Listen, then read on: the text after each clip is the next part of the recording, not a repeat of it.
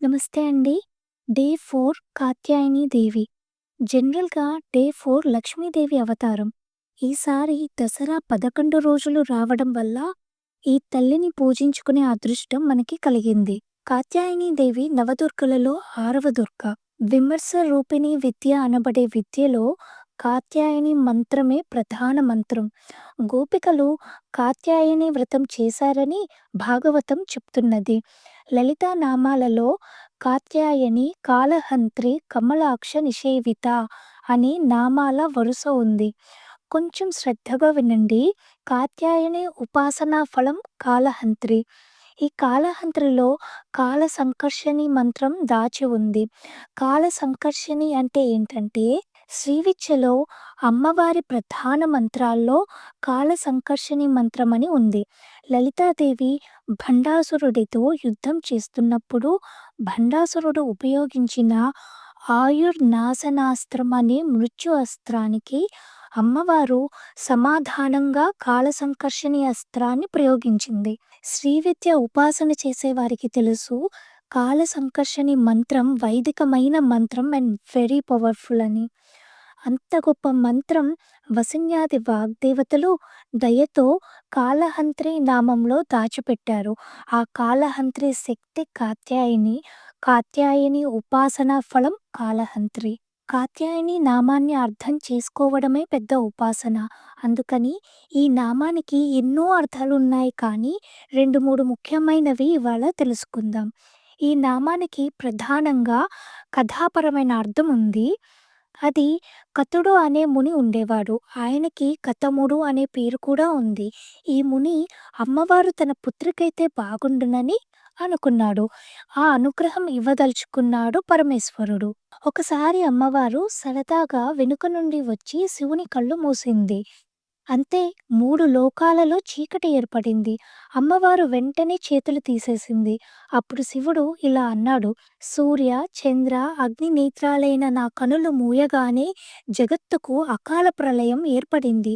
దీనికి కారణమైన నీవు ప్రాయశ్చిత్తం చేసుకోవాలని చెప్తూ హిమాలయాల్లో కతముడు అనే ముని నువ్వు కుమార్తెగా కావాలని తపస్సు చేస్తున్నాడు. అతని ఆశ్రమం ముందు శిశువు రూపంతో ఉండమని చెప్పాడు. లలితా నామాలలో విశ్వగర్భ అనే నామం ఉంటుంది తల్లికి. గర్భం అంటే కడుపు. విశ్వాన్ని తన కడుపులో మోసే తల్లిని ఏ గర్భం మోయగలదు?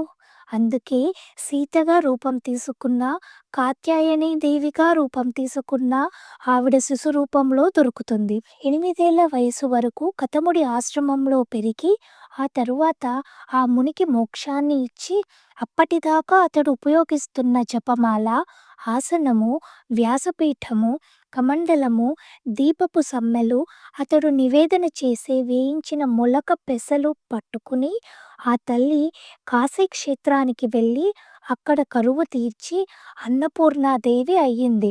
ఆ తరువాత అక్కడ నుండి బయలుదేరి దక్షిణ దేశానికి వెళ్ళి తపస్సు చేసింది శివుని కోసం. ఆ క్షేత్రమే కాంచీపురం. కతమునికి కుమార్తెగా కలిగి కాత్యాయని అయ్యింది. కాశీకి వెళ్ళి అన్నపూర్ణ అయ్యింది. కాంచీపురంలో కామాక్షిదేవి అయ్యింది ఆ తల్లి. ఈ కథ కామాక్షి విలాసంలో ఉంది.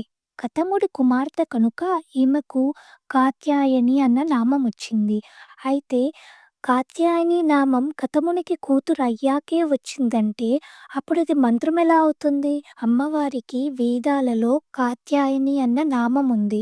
కాత్యాయని అంటే జ్ఞానరూపిణి. కాత్యాయని నామం చేస్తే అజ్ఞానం పోతుంది. జ్ఞానం లభిస్తుంది. అది మనకి సర్వమృత్యు నివారిణి. కతులు అంటే బ్రహ్మవేత్తలు. ఆ బ్రహ్మవేత్తలు ఏ బ్రహ్మ విద్యతో, జ్ఞానంతో ఉన్నారో ఆ జ్ఞానం అమ్మవారి యొక్క రూపం.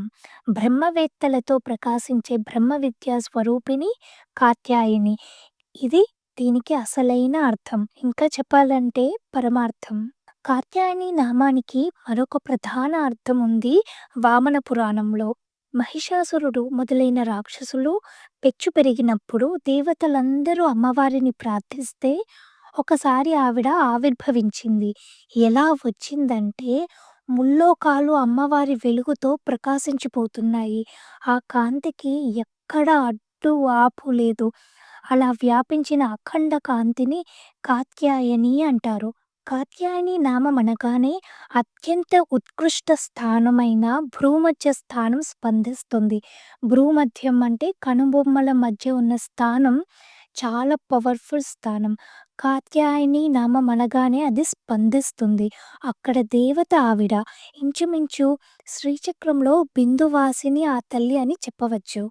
అసలు ఇంతలా అర్థం ఎందుకు తెలుసుకుంటున్నామంటే, అర్థం వివేచన వల్లే మంత్రం సిద్ధిస్తుంది. కాత్యాయని నామమే మహామంత్రం.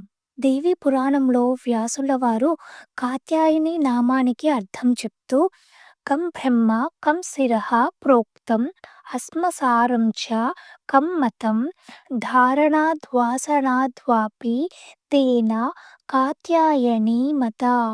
ఇది మాత కాదు మతానే. నేను తప్పు చదివానని అనుకోవద్దు.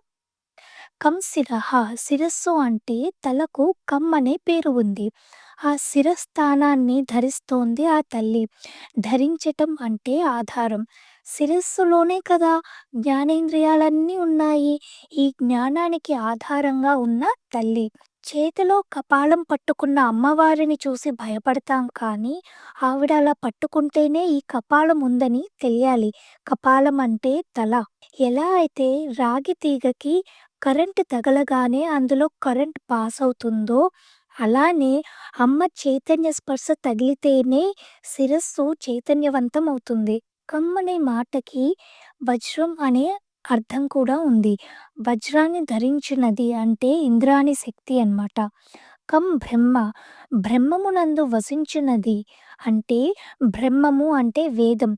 వసించడం అంటే ఉండటం.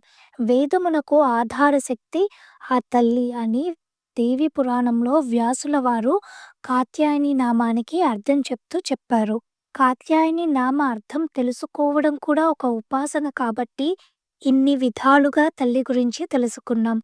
శ్రీ కాత్యాయని దేవ్యై నమః. ఈ రోజున నా ద్వారా తల్లి తన వైభవాన్ని చెప్పించుకున్నందుకు ఎంతో సంతోషంతో, గర్వంతో అమ్మకి కోటి కోటి కృతజ్ఞతలు తెలుపుకుంటూ, నమస్కరించుకుంటూ సెలవు తీసుకుంటున్నాను. ఈ వీడియో షేర్ చేసి అమ్మ కీర్తి అందరం తెలుసుకునేలా చేయండి. ఈ వీడియోలో ఇన్ఫర్మేషన్ యూజ్‌ఫుల్‌గా అనిపిస్తే please subscribe, like and comment. Thank you.